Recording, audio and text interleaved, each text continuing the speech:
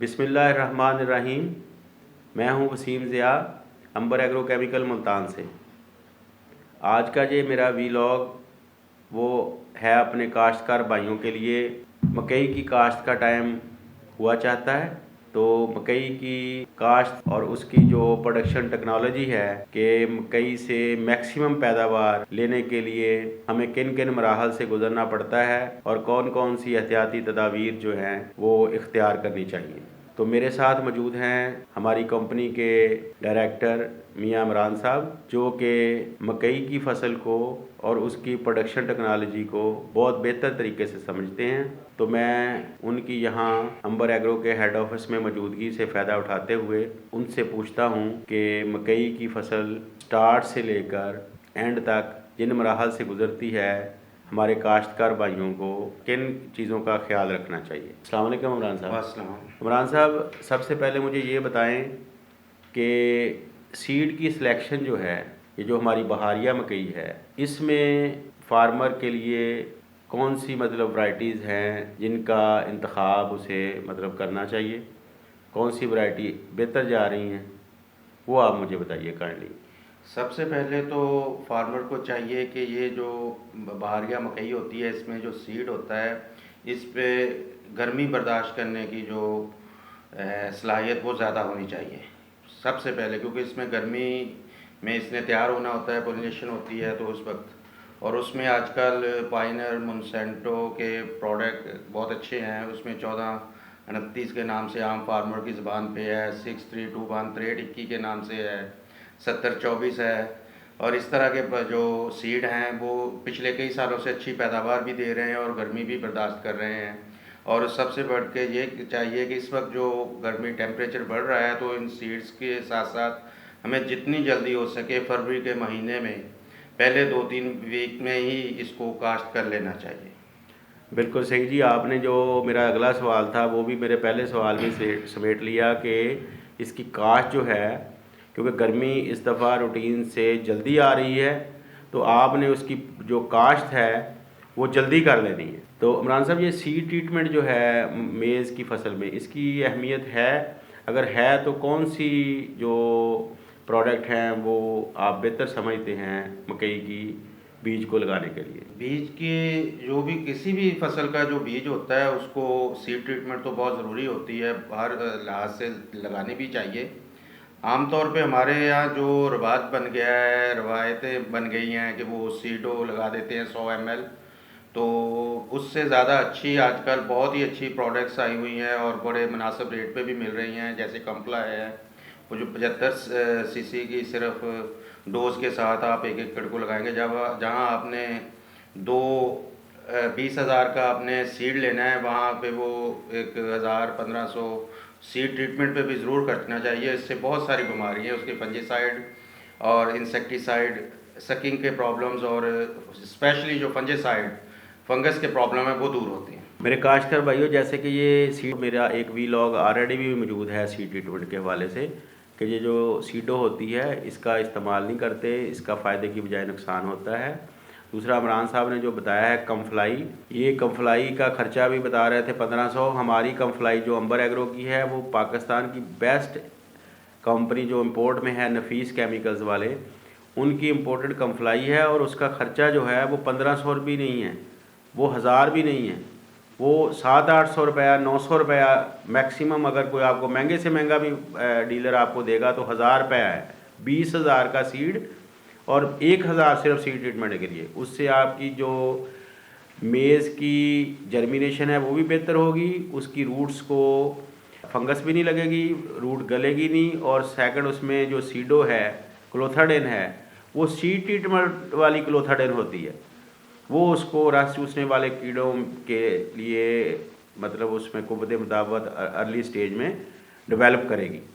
इमरान साहब, नेक्स्ट अभी हमने काश्त कर ली है, तो इसमें मकई काश्त करने से पहले खाद का कोई इस्तेमाल है?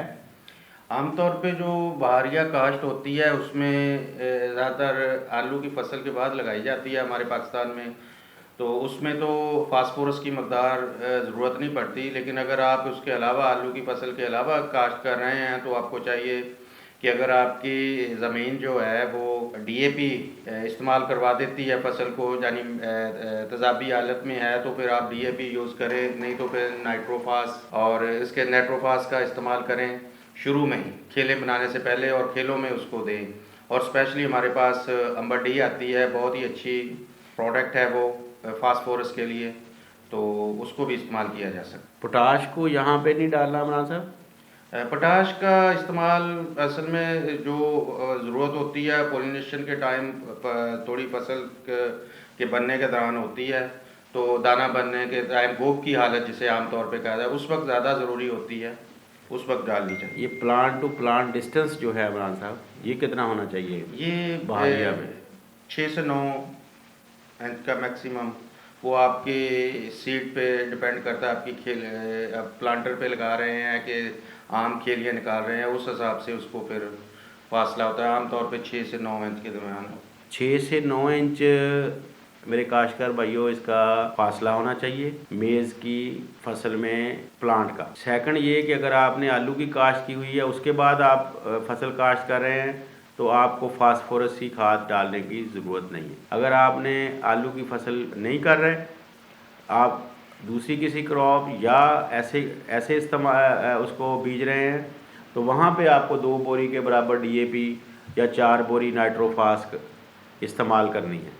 अभी मैं आपको यहाँ जो हमारी अंबर डी का जिक्र हुआ है, ये एक्चुअली तेज़ाबी खाद है। हमारे मोस्टली जो अपना रकबे हैं वो उनकी पीएच ज़्यादा है, वो डीएपी के लिए इफेक्टिव नहीं है। इवन नाइट्रोफास से भी हमारी जो अंबर डी है एमएपी है, 12% इसमें नाइट्रोजन है, 61% फास्फोरस है। एक बोरी हमारी एमएपी की और एक बोरी हमारी अंबर डी की, मतलब 25 किलो वाली, और एक बोरी यूरिया की, ये आपकी एक बोरी यूरिया और एक बोरी डीएपी के बराबर है। और उससे रिजल्ट इसके मोर देन 30% एक्स्ट्रा आते हैं, क्योंकि इसकी पीएच जो है वो 2 से भी कम है। तो ये बहुत ही अच्छा नेमल बदल है डीएपी का, और आपकी ज़मीन को ये रिक्लेम कर देगी। आपकी ज़मीन में जो पानी खड़े होते हैं उससे ये बेहतर कर देगी। अगर आप मसलसल इसका इस्तेमाल करते हैं, 2-3 फसलों में इस्तेमाल करेंगे, तो ये बेहतर कर देगी उसको।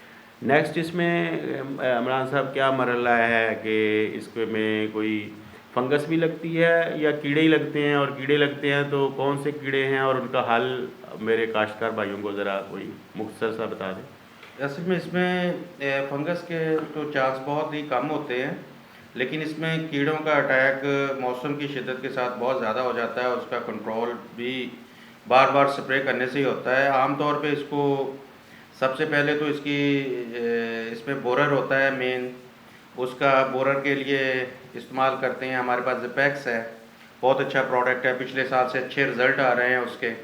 और उसके अलावा आर्मी फार्म पिछले दिनों से बहुत ज़्यादा एक्टिव होती, उसके लिए हमारे पास डिवर्जन और डिवर्जन सुपर के नाम से प्रोडक्ट है, जिसने लास्ट टाइम भी बहुत अच्छे रिज़ल्ट दिए हैं। बाकी मौसम के हिसाब से इस पे फंगस का तो अटैक नहीं अभी पिछले सालों से देखने में आया। इसमें इमरान साहब जैसे बता रहे हैं कि जो कीड़ों का है मामला, उसको कंट्रोल करने के लिए दानेदार जहर इस्तेमाल करनी हो तो ज़िपेक्स है, बाकी कंपनियों की भी है, अंबर एग्रो की ज़िपेक्स के नाम से है। हमारे पास डिवर्जन सुपर है जिसमें लीफुरान और एमामेक्टन है, और ये इम्पोर्टेड प्रोडक्ट है। ये हेक्सटार जो one of the best company of Pakistan, उसकी दरामदशुदा प्रोडक्ट है, उसका इस्तेमाल है। और कोराज है जिसमें क्लोरेंट्रा नीलीप्रोल और एमामेक्टन होता है, ये भी स्प्रे के लिए यूज़ होता है। ये भी सुंडियाँ जो या कीड़ा जो लगता है इसमें मकई को, उसके लिए बेस्ट प्रोडक्ट है।